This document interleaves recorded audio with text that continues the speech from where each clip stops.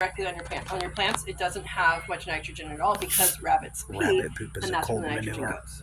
So what you're looking for is this dynamic system. Rabbits on top, quail on bottom. Everybody's waste goes into the deep litter. When that deep litter is there, with the chicken system, the system I took this from, chickens dig, they churn, they're really good at churning things in. If you have the system with chickens, you don't have to do much manure work. If you do this with quail, because that's what we want, we're here at QuailCon. If you do this with quail, you have to be the chicken. Have you ever had to be a chicken before? So you have to be the one to turn in the manure, and you can do this.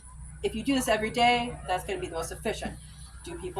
Are people likely to do that every day? It's up to you. It's up to you. The size of your area, how often you're in there, all of that. The more often you turn it, the quicker it will break down.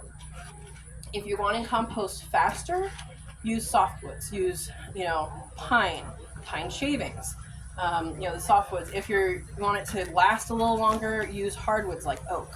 And so that's kind of just a general thing there with how much time you think it's going to take and all that.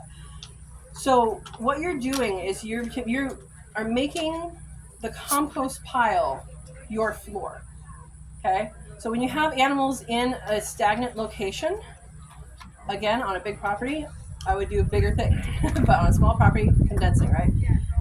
When you have animals in a stagnant location, you need to do something with the manure to make it safe for your animals.